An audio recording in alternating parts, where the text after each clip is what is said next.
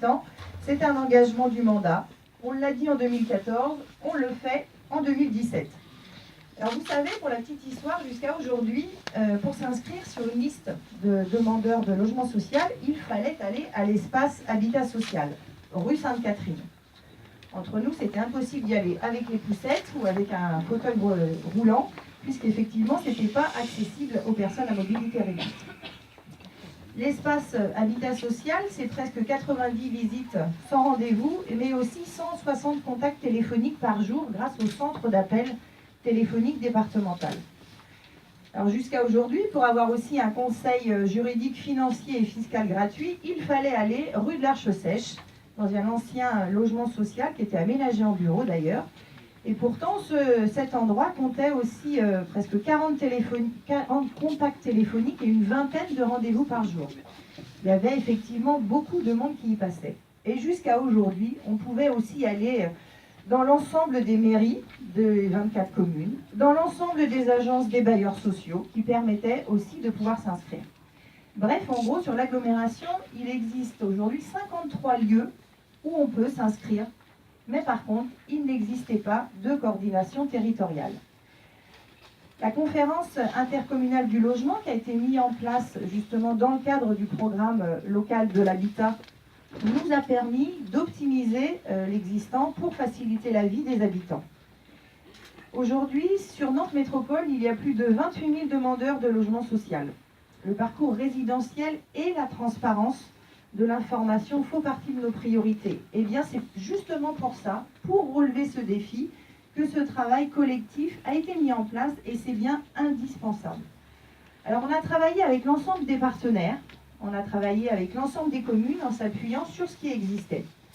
Évidemment, cette maison de l'habitant est proposée comme une tête de réseau sur l'information, sur le logement. Et je voudrais remercier tous les maires qui ont participé aux réunions de travail, tous les bailleurs aussi, puisqu'il y a eu beaucoup de réunions programmatiques, les partenaires, les associations de locataires, l'État et aussi les services qui ont tous contribué pour que cette maison de l'habitant puisse voir le jour.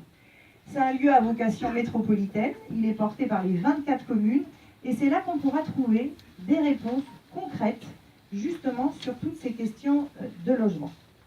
L'objectif, c'est clair, c'est de satisfaire le droit à l'information du demandeur et d'assurer l'efficacité et l'équité dans la gestion de la demande. Comme ça, ce sera beaucoup plus clair et beaucoup plus facile.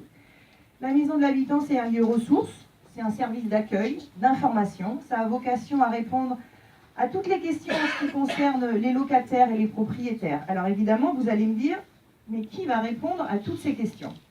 Eh bien, c'est la DIL avec ses partenaires. La DIL 44, c'est l'association départementale d'information sur le logement qui fait déjà ce travail et qui va continuer à le faire.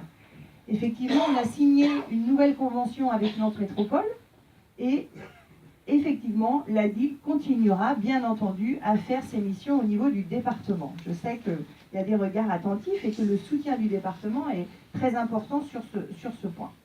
Je tiens d'ailleurs à remercier chaleureusement l'ensemble des administrateurs de la DIL, parce que ça fait aussi plus de 2 ans qu'on en parle et plus de 2 ans qu'on y travaille ensemble. La DIL aujourd'hui, c'est 20 salariés, dont 17 qui sont exclusivement dédiés au conseil et aux citoyens.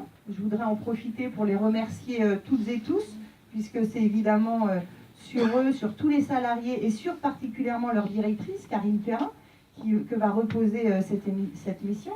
Je vois aussi l'ancien directeur que je salue, qui est parti à la retraite, mais qui revient pour ce grand moment. Ça fait aussi quelques années qu'on parlait de la maison de l'habitant. Et demain, ils auront à cœur de faire vivre cet espace avec des colocataires d'Alizé, Madame la directrice, avec Monsieur le Président, Monsieur Jacot, et puis aussi avec le Solia. Puisque l'idée, c'est bien d'optimiser, de centraliser et de répondre à toutes ces questions de logement. Alors juste rapidement, vous redire les 4 missions essentielles, puisque c'est là-dessus que Nantes Métropole et la DIL se sont engagés. Accueillir, informer et orienter sur toutes les questions du logement social. Informer et accompagner les demandeurs dans le cadre de l'habitat social, puisque vous voyez les petits espaces qui vont être aujourd'hui beaucoup plus ouverts et beaucoup plus à même de répondre à l'ensemble des questions et puis surtout d'avoir un meilleur accueil. Et puis bien sûr d'animer le réseau de services d'accueil et d'information en lien avec les EPCI, en lien avec les 24 communes et en lien bien sûr avec les bailleurs. Un dernier mot avant de laisser la parole à Johanna Roland. Je voudrais remercier également celles et ceux qui ont contribué à la construction même de ce lieu. On a ici un hall d'accueil qui fait à peu près 400 mètres carrés. Au 6e étage, il y a des bureaux pour l'ensemble des salariés et également une salle de réunion. Je voudrais remercier la direction de l'habitat, Nantes Métropole, et Audrey Blot, sa directrice. Je voudrais remercier aussi Patrick Ariou et Jean-Pierre Michel du bâti. Je voudrais remercier les services des espaces verts qui nous a fait aussi toute la déco. Et puis l'agence d'architecture Aura, sans oublier toutes les entreprises. Toutes les entreprises qui ont œuvré de pied ferme pour respecter les délais et le budget. Parce qu'effectivement, les délais étaient serrés, le budget était contraint, là aussi. Mais ils l'ont fait, ils ont aussi respecté l'engagement. Je vous le disais, c'est un travail collectif, dans son esprit comme dans sa réalisation. Ça a été construit avec l'ensemble des acteurs et l'ensemble des partenaires. Et ça, je crois qu'on peut en être tous fiers. Parce que le logement, effectivement, c'est un droit fondamental pour être dans notre société, parce qu'il n'existe pas aujourd'hui de filet de sécurité comme Pôle emploi, pour l'emploi, ou encore la sécurité sociale pour la santé, parce que le logement, c'est une pierre angulaire de la condition humaine. Eh bien, il existe aujourd'hui à Nantes Métropole la Maison de l'Habitant, et je souhaite vivement que ce lieu réponde aux attentes des uns et des autres. Merci.